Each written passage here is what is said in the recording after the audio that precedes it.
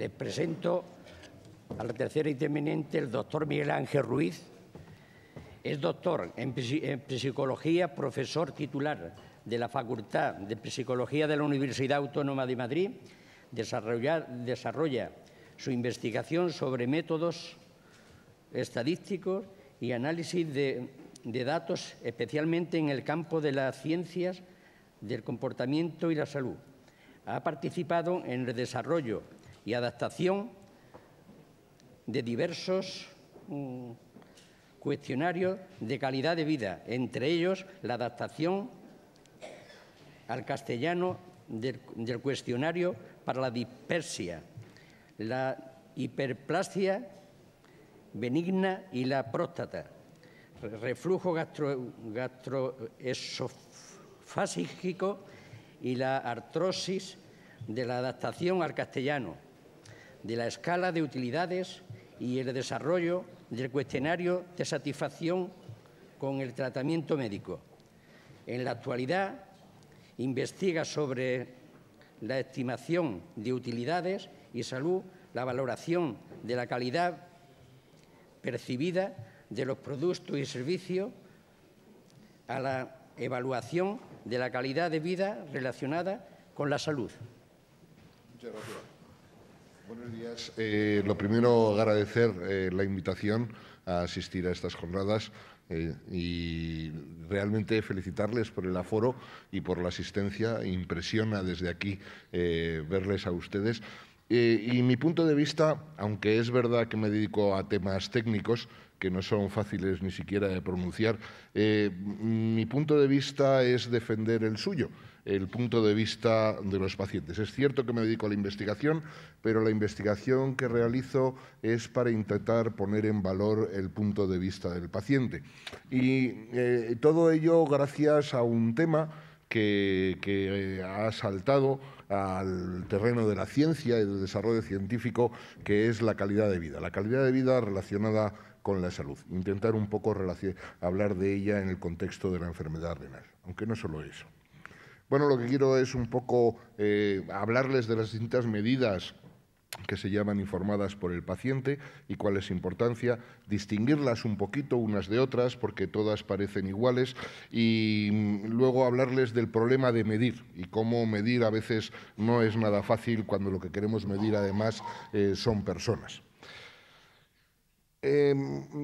Las medidas informadas por el paciente, abreviadas como PRO, ahora veremos por qué, aparecieron gracias a la Organización Mundial de la Salud, que decidió ampliar los márgenes de lo que consideramos estar sano y disponer de salud. Y bueno, pues por fin definieron que la salud no eran solamente los síntomas, no eran solamente la función orgánica, sino que también se implicaban otro tipo de esferas, otro tipo de funciones, como es el rol social, el bienestar físico o el bienestar mental y psicológico. Además, en los últimos años hemos experimentado que la salud se ha convertido en un bien social en sí mismo. Ahora mismo, tanto políticos como gestores sanitarios tienen que plantearse cuál es su inversión en salud y tienen que plantear objetivos sociosanitarios a la hora de hacer sus campañas y sus programas de inversión. Por supuesto que la salud es uno de los aspectos fundamentales para el adecuado desarrollo personal. Es una limitación cuando no se tiene, pero también hemos visto que se puede superar y se puede compensar y vivir con dignidad cuando una enfermedad nos ataca. Lo más importante posiblemente de la calidad de vida y otras medidas informadas por el paciente es que captan el punto de vista del paciente. Algo que puede ser radicalmente distinto de lo que piensa su terapeuta o su médico. Así que hemos experimentado en los últimos tiempos un interés cada vez mayor por introducir dentro de la ecuación terapéutica la opinión de los enfermos, de los pacientes y de las personas que están siendo tratadas. El primero en hacer un modelo, vamos a hablar de distintos modelos de cada uno de estos conceptos, porque los modelos pues un poco sintetizan lo que queremos medir y lo que queremos estudiar con detalle. La primera aproximación fue la de este hombre, la del señor Bungay, que dice, bueno, por un lado está el funcionamiento biológico, eso está muy bien, es verdad que los síntomas, las limitaciones biológicas, las funciones fisiológicas son el centro de atención de la medicina, pero cuidado, porque esto también conlleva una implicación sobre esferas más amplias como es el bienestar general. Bueno, si no me puedo mover, a lo mejor eso con ciertas prótesis se puede subsanar para que mi movilidad sea plena y para que no tenga que estar restringido a una habitación durante el resto de mis días. Pero también puede implicar o puede conllevar unas implicaciones sobre la función comportamental, sobre mi rol familiar, sobre mi rol como miembro de una sociedad o simplemente a la hora de trabajar. Así que vemos cómo, digamos que la salud contamina de alguna manera o afecta otras esferas del comportamiento global de las personas. Y ahí es donde entra la calidad de vida y estas que llamamos PROs. PRO es un acrónimo de medida informada por el paciente, que en inglés suele quedar bastante más chulo, eso de Patient Reported Outcome, pero que viene a ser lo mismo. Y vamos a darle una definición. Estas PROs, me he quedado con el acrónimo, lo siento, estoy demasiado acostumbrado a utilizarlo. Estas medidas informadas por el paciente no dejan de ser valoraciones que sean fiables, es decir, con precisión, y que sean válidas, es decir, que midan exactamente lo que pretenden medir, de esos aspectos de la salud que son importantes para el paciente y que son informadas por el paciente, ojo, sin intervención del médico, sin intervención de su terapeuta, aquello que el paciente expresa de manera directa. Eso conlleva unos componentes de error, pero es que vivimos cómodos con el error. Lo que hacemos es minimizarlo y podemos hacerlo además para obtener, como luego veremos, mediciones suficientemente precisas. Pero ya hemos llegado a un nivel tal de desarrollo que ya no solamente tenemos las PROs, sino que también tenemos las PREMs. Esto suele pasar en cualquier campo científico, que nos vamos volviendo cada vez más técnicos y ya desglosamos pequeños subtipos dentro de lo que estamos estudiando. Son importantes porque se están desclasando y es lo mismo porque todo esto viene de la valoración de programas de intervención, de la valoración de políticas, de la valoración de tratamientos inicialmente, y como ustedes saben no es lo mismo la calidad que la satisfacción. Entonces hoy por hoy se empiezan a distinguir esos dos aspectos de manera diferenciada. Por un lado está la calidad de vida, que tiene aspectos de valoración más cognitivo y más objetivable, por decirlo de una manera, a partir de la propia experiencia. Y por otro lado está la satisfacción, que veremos que obedece a un modelo ligeramente distinto. Simplemente tenerlo en cuenta porque hoy por hoy se están distinguiendo unas de otras y nos piden que no las confundamos.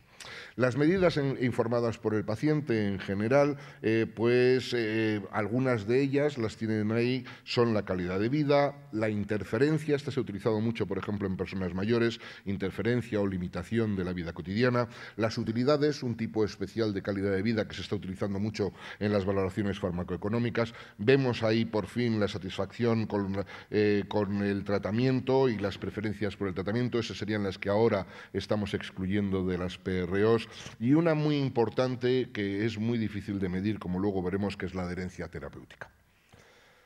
Bien, ¿por qué son importantes las medidas informadas por el paciente, las PROs? Bueno, en primer lugar y fundamentalmente porque aportan el punto de vista del paciente al proceso terapéutico, a la hora de evaluar los tratamientos y a la hora de evaluar las intervenciones. Es decir, que el paciente tiene algo que decir en la gestión de su enfermedad y además es mejor que le escuchemos, porque ganaremos algún tipo de, por lo menos, complicidad a la hora de poner en marcha todo el proceso terapéutico. Además, recogen aspectos subjetivos del paciente que es muy difícil que el propio clínico pueda percibir y que pueden ser fundamentales a la hora de que un tratamiento o un proceso de curación tenga éxito. Aquello que no nos gusta lo evitamos, porque en el fondo tenemos un componente animal importante y sabemos cómo evitar lo aversivo. Además, aportan información adicional a los parámetros clásicos para evaluar tratamientos, como son la toxicidad, la efectividad, la seguridad, la supervivencia. Tenemos algo más, que es el punto de vista del paciente, que además es importante y, como veremos, refleja muy bien las diferencias entre tratamientos. Lo más importante, y yo creo que esto es lo que al final ha conseguido que se popularice, porque aquí siempre hay muchos actores, está el paciente, pero también está el terapeuta, están los laboratorios, están los constructores de dispositivos. Lo importante de estas medidas es que son tremendamente sensibles a la situación y a la evolución del paciente, así que son muy buenos marcadores de cuál es la evaluación del paciente a lo largo del tiempo, o la comparación de grupos de pacientes, que también puede ser el caso. Dada su gran sensibilidad, es muy importante preguntarle al paciente cuál es su situación vital o cómo está llevando el tratamiento.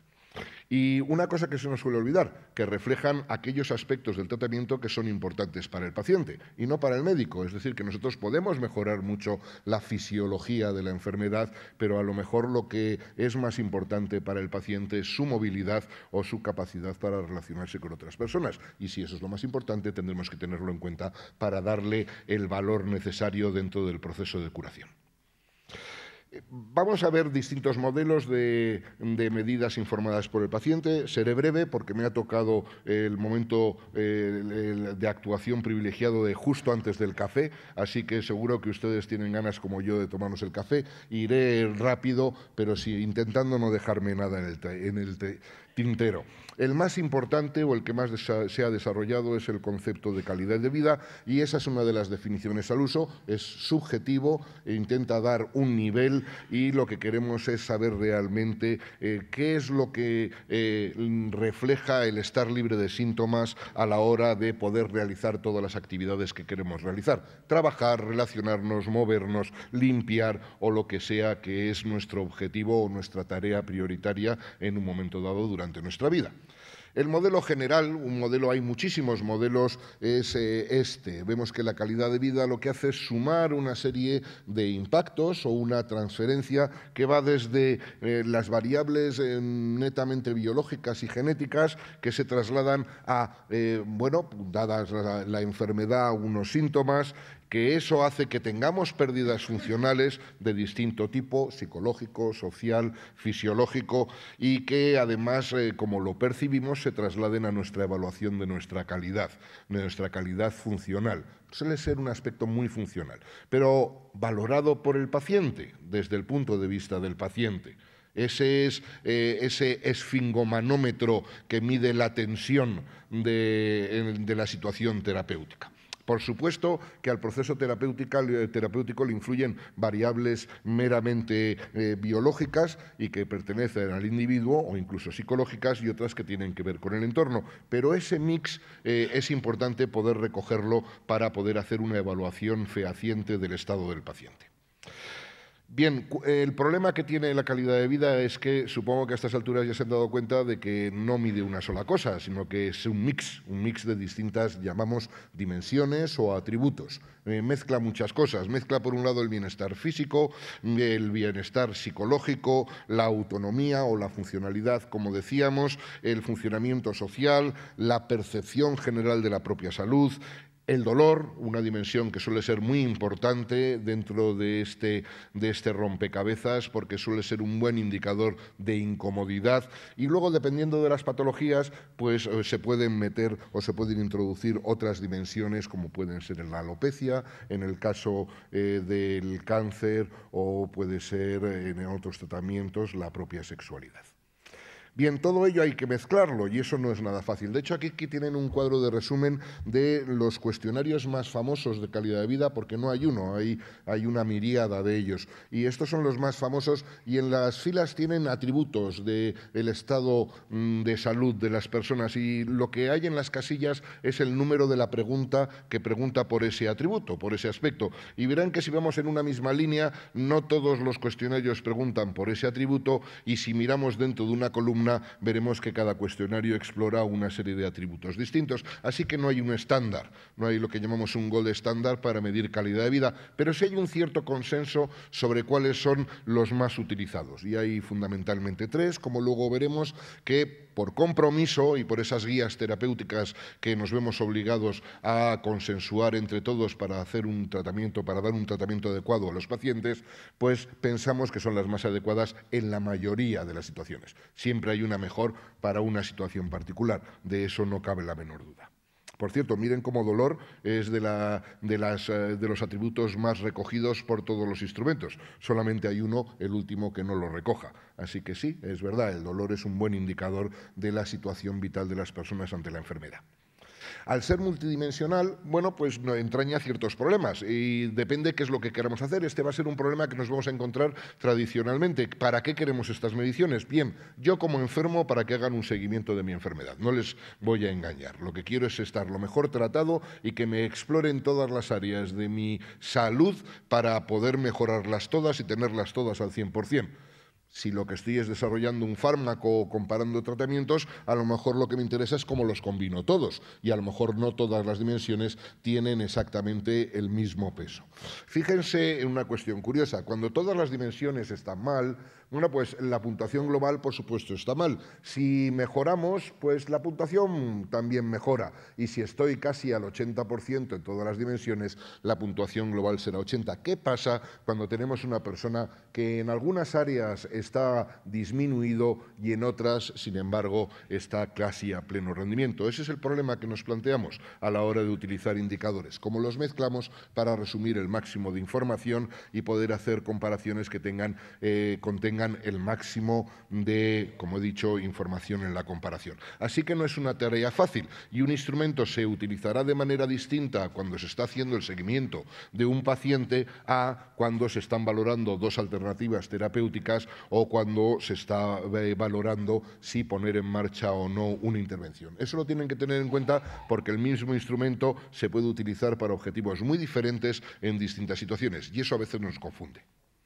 Bien, la utilidad es algo que se está poniendo muy de moda, ahora van a ver por qué. Es una manera de resumir de manera unidimensional, es decir, en un solo número, todas esas dimensiones que tiene la calidad de vida. Así que es un artefacto, es un mix, es la manera de conseguir combinarlo todo en un solo número suficientemente orientativo. No deja de ser una medida de calidad de vida, se corrige de una manera un poquito extraña porque es en realidad el valor que le da la sociedad a un estado de salud. Es decir, que yo informo de mi estado de salud y la sociedad me devuelve si le gustaría estar conmigo en este estado de salud o por contra mi estado de salud es una situación aversiva y que ni duda, no hay ninguna duda de que mi estado de salud no es perfecto. Visto lo visto hoy, llevo gafas, o sea que no puedo estar al 100%. Así que no debería tener una utilidad máxima. Yo si rellenara un cuestionario de calidad de vida debería tener una utilidad ligeramente inferior al máximo. Eso es lo importante, pero solo por las gafas. Bien, el QALY es un invento que mezcla la calidad de vida con la cantidad de vida, algo que es muy importante a la hora de comparar intervenciones terapéuticas. Vamos a verlo en un gráfico. Fíjense, ahí tienen dos intervenciones. En el eje horizontal tienen los años de vida que me va a facilitar una intervención y en el eje Y, en el vertical, tienen la calidad de vida de la que me va a dotar esa intervención. Bien, pues entonces el tratamiento A me va a dar mucha calidad de vida, pero no voy a vivir mucho tiempo, voy a tener una corta supervivencia. Mientras que el tratamiento B me va a alargar mucho la vida, pero sin embargo en un estado de calidad de vida bastante reducido. Bueno, pues puedo combinarlo mediante el QALY. La utilidad es el eje vertical que va de 0 a 1, de manera que lo que me da de multiplicar la utilidad por el tiempo de supervivencia es el QALY, es el año corregido por calidad de vida, lo que permite comparar, de alguna manera, perdónenme la expresión, churras con merinas. Es decir, yo combino el tiempo de supervivencia con la morbilidad de la situación y es suficientemente justo. Claro, el problema está en que luego la situación real de un tratamiento se parece más a una montaña rusa que realmente a un cuadradito fácil de calcular y que hay subidas y bajadas dentro de la calidad de vida durante toda la prolongación de esa vida. Bueno, pero el indicador de todas maneras va a resumir y va a resumir bastante bien cuáles son las opciones de las que me dotan distintas intervenciones. Así que tenga montañitas o no tenga montañitas, yo puedo distinguir en un programa si lo que hace es alargar la vida, es decir, extiende por la derecha, o si lo que hace es mejorar la calidad de vida, es decir, sube para arriba la gráfica. Eso es lo importante del QALY. Y el QALY se ha convertido en la unidad fundamental para hacer valoraciones farmacoeconómicas a la hora de comparar tratamientos, intervenciones terapéuticas y programas de intervención. Porque, señores, lo que es importante ahora es que hay que evaluar. Ya no se puede tirar el dinero en salud, ya no, la hucha está muy limitada hoy por hoy, con lo cual cualquier programa, sea de salud o sea del tipo que sea, tiene que ser evaluado y tenemos que conocer el impacto que tienen esas intervenciones sobre la población y sobre las personas sobre las que yo estoy interviniendo. Por eso queremos cuantificar, por eso es tan importante cuantificar la salud, porque queremos saber si la inversión que estamos haciendo realmente es rentable o no, al margen de otros tipos de consideraciones personales y éticas. Ya no es solamente si queremos curar a la gente, a veces hay que plantearse si lo podemos hacer y cuáles son las alternativas más coste efectivas en distintas situaciones. Para eso se inventó este indicador, el QALY, y por eso se ha desarrollado tanto. Pero claro, también tenemos la satisfacción con el tratamiento y esto ya no es calidad.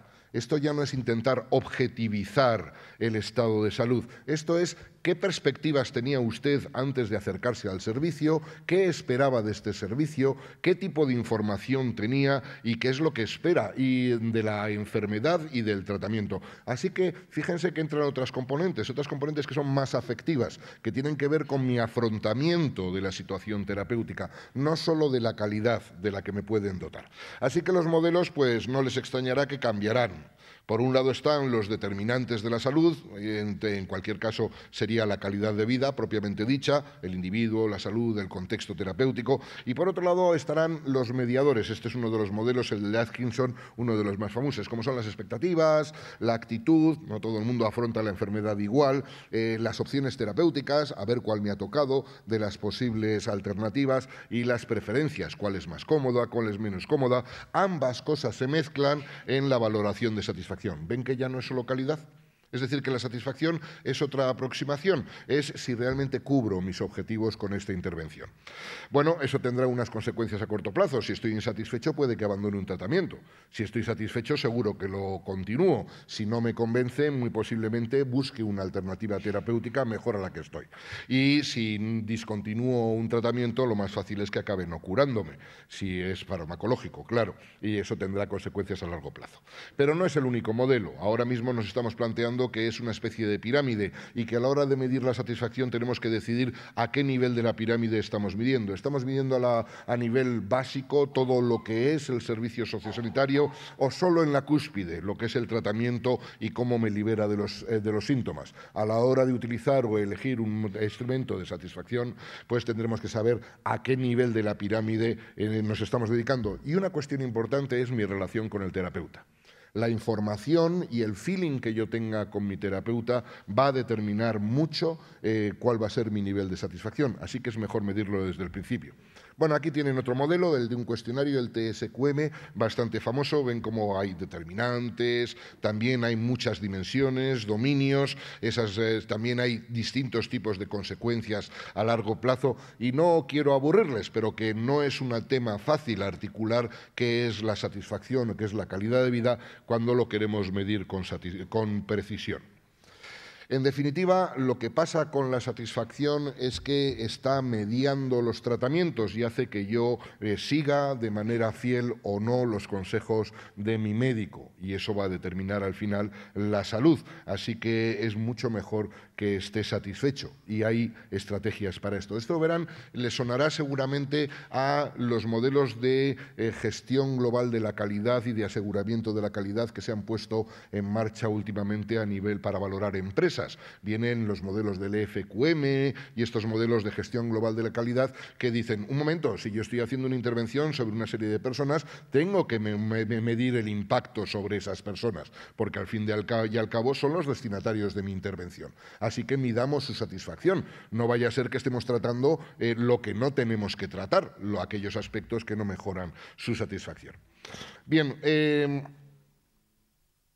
así que otro problema en la satisfacción también es multidimensional. Eso nos pone en el brete una vez más de que vamos a tener que combinar todas las mediciones en un único indicador cuando queramos comparar grupos o trayectorias a lo largo del tiempo. Y bueno, distintos modelos tienen distinta forma. Este fue un modelo que desarrollamos nosotros en el año 2006, donde conceptualizábamos la satisfacción en 5 dimensiones y en ellas metíamos no solamente la efectividad del tratamiento y los efectos secundarios como partes fundamentales a evaluar, pero como verán también está el médico como aquella persona que nos da información sobre la enfermedad y el proceso terapéutico. Muchas veces lo que le pasa a los enfermos, a los pacientes, es que no tienen suficiente información de las alternativas terapéuticas o del propio proceso de curación o de tratamiento, y eso es lo que les confunde al final y disminuye su satisfacción. Por lo tanto, tengámoslo en cuenta si queremos tenerles contentos, porque contentos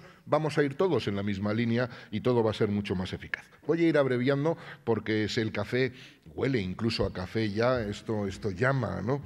Bien, entonces fíjense, las PREMS, esas medidas de satisfacción, fíjense que se están poniendo ahora, ya nos hemos puesto finos a la hora de medir satisfacción, pues el tiempo de espera en una consulta es una medida de satisfacción, es un indicador de satisfacción. El acceso o el tener restringido el acceso a ciertos recursos sociosanitarios es una medida del paciente, del grado de expectativas del paciente. La implicación entre el médico y el cuidador o el terapeuta también es una medida de expectativas del paciente. Así que ya nos estamos poniendo a medir lo que realmente el paciente quiere y no lo que el médico piensa que es mejor para mí, que a veces, y vamos, seguro, vamos a coincidir, pero cuando me lo cuentan bien, no cuando no tengo información y parece que están un poco cacharreando, perdonen la expresión, conmigo. En cualquier caso, quedan otras medidas que abordo muy rápidamente. Una es la preferencia por el tratamiento. Eso en España no se lleva muy bien, aunque en el caso de la enfermedad de riñón sí puede ser importante, porque a veces hay alternativas terapéuticas con costes muy distintos y hay que saber cuál es la preferida por el paciente, no por los costes, como puede ser la diálisis hospitalaria o la diálisis domiciliaria. Y el caso de las preferencias por el tratamiento, esto viene más del mundo del marketing. Lo que intentamos es ubicar dentro de un continuo de preferencia lo menos preferido a lo más preferido a partir de los atributos que tiene cada una de las alternativas terapéuticas y preguntando a las personas, a los propios enfermos, a los pacientes, intentar hacer una ordenación, un escalamiento lo más justo posible de cada una de las terapias alternativas y tenerlo en cuenta a la hora de hacer las guías. Es decir, no solo cuáles son las que más curan, también cuáles son las más preferidas por las personas que se tienen que someter a ellas.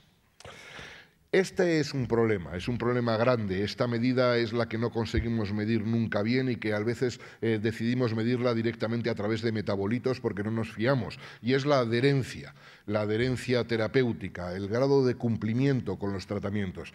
Por desgracia, las personas no siempre decimos la verdad y gracias a Dios las personas nunca hacemos lo que no nos gusta. Entonces eso lleva a una situación en la que no siempre la gente cumple con el régimen terapéutico y la pauta que debería cumplir, y cuando no se cumple con eso es muy difícil curarse.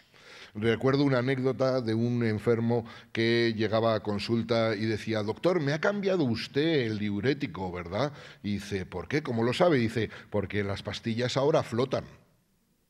Claro, es que en realidad es que no se las tomaba, o sea...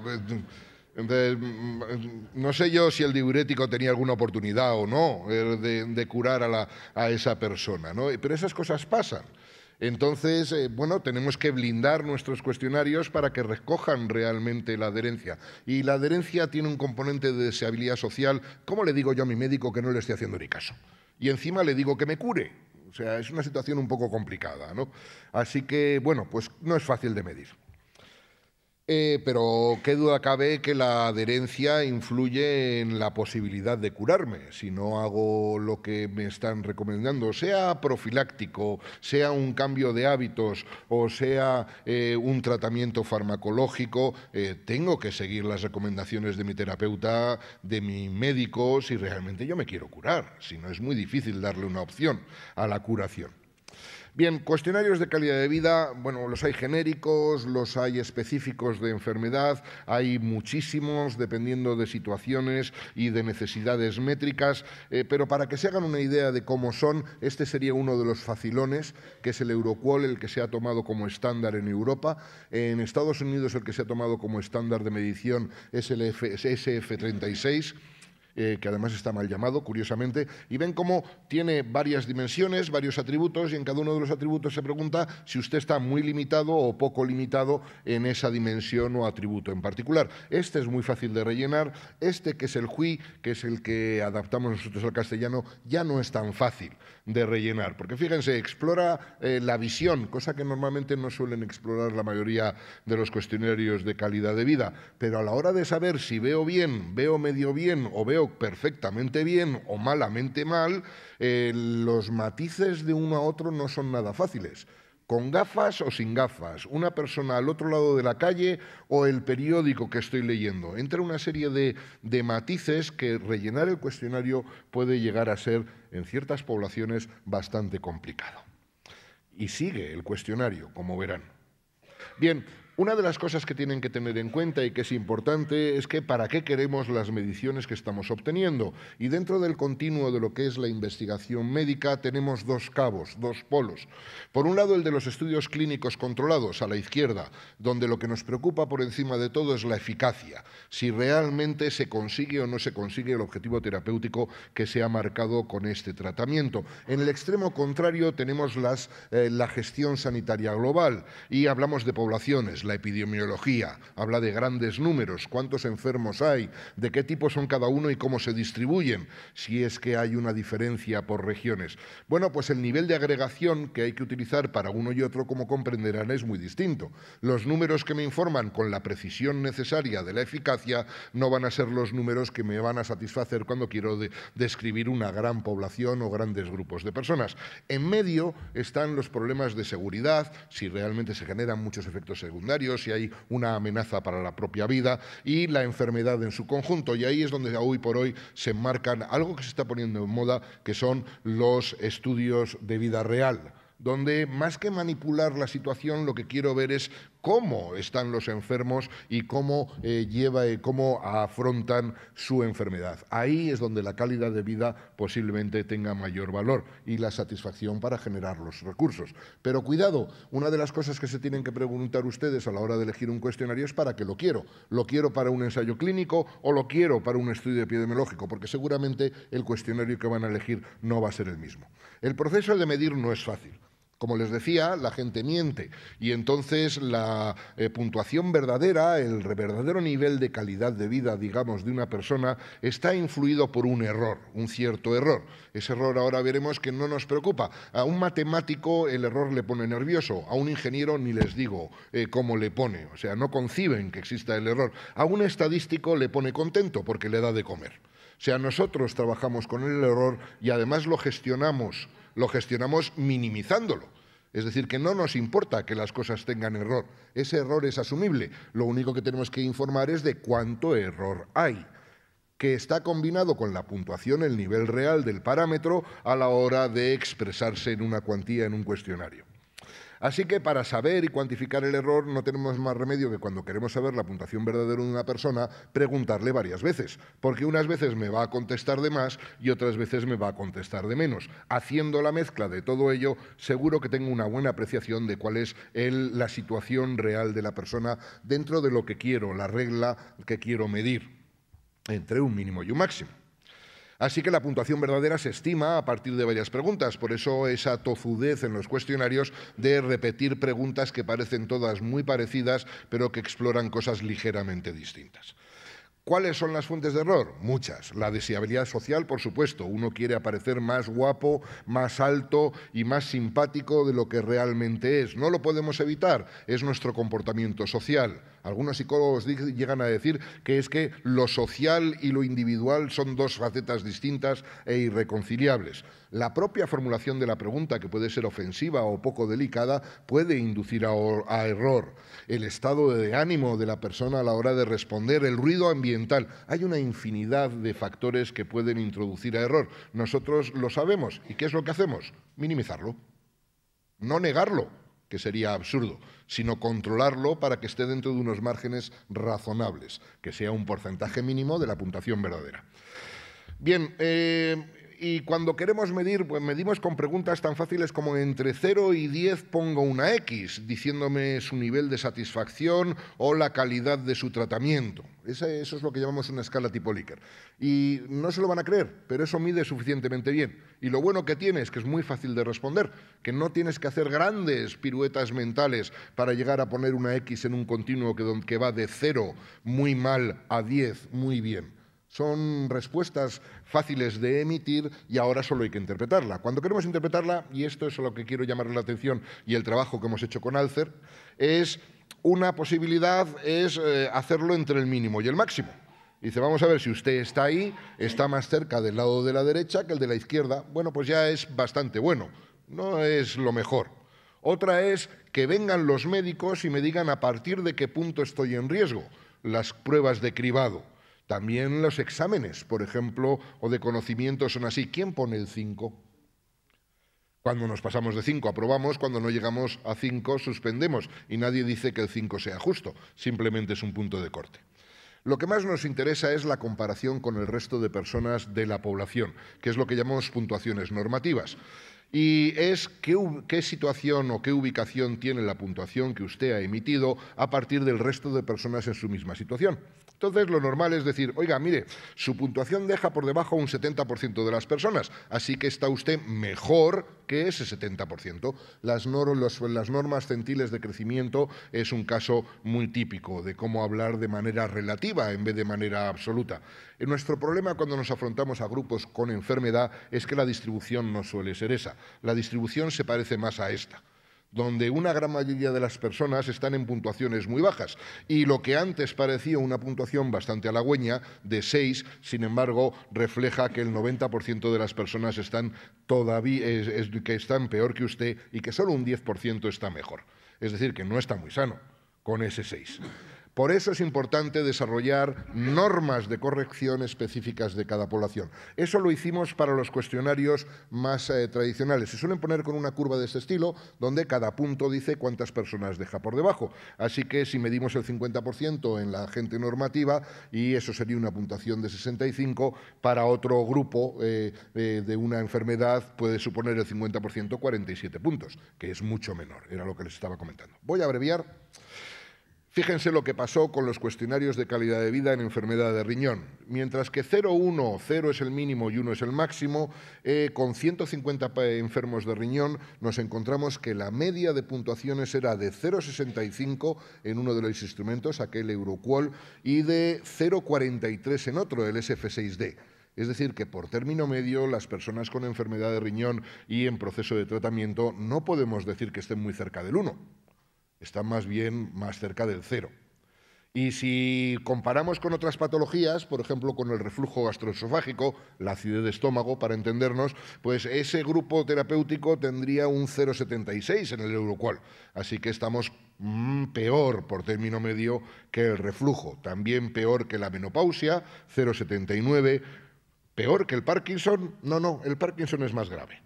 ¿Ven? Parkinson, su media es 0,56, es más limitante. Bien, nuestro interés entonces a la hora de medir la calidad de vida es esta, medir a los pacientes, a los enfermos, a las personas en función de su condición, pero comparándoles con su propio grupo de referencia, no con grupos de referencia de otras patologías que puede que no sean informativos.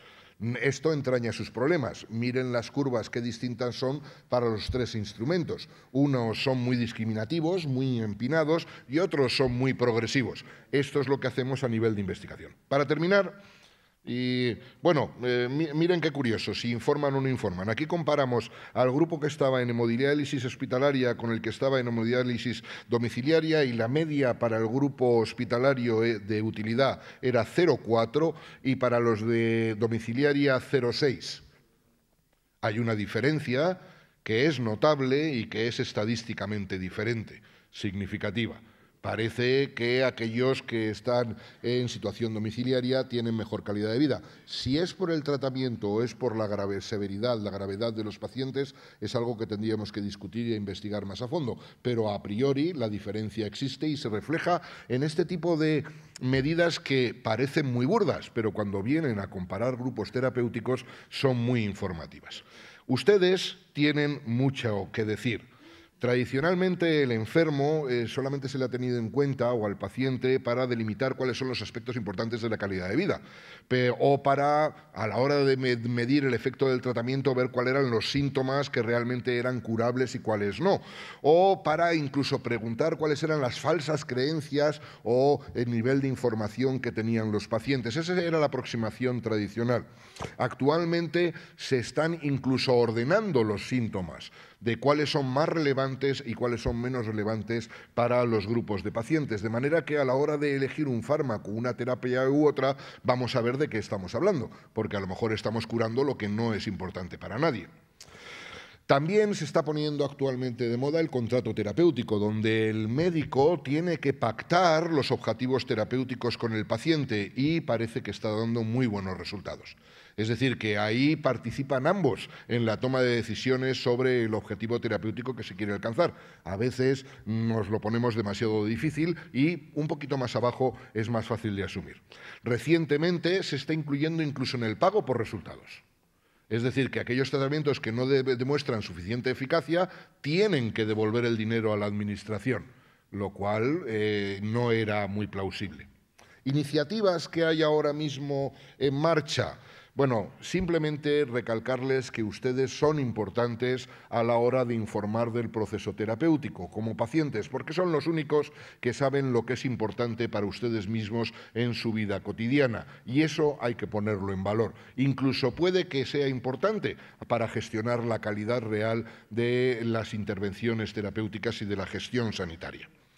En cualquier caso, ya hay muchas. Esto tiene sus inconvenientes, que hay que enseñar a los pacientes el vocabulario médico necesario para entender de lo que estamos hablando y que a lo mejor no hay suficiente legislación para ello actualmente y hay que desarrollarla para que el paciente pueda participar en todo el proceso de investigación y de desarrollo de fármacos y de intervenciones.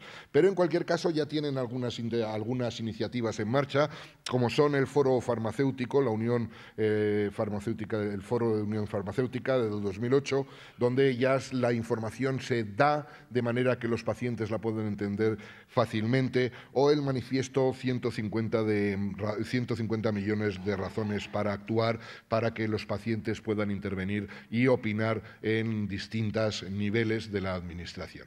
En cualquier caso, lo que sí me congratulo es de ver que nosotros los españolitos, que somos muy difíciles de asociar y de poner de acuerdo para hacer cosas de manera conjunta, verles a ustedes aquí todos reunidos es un lujo y les felicito por ello. Muchas gracias.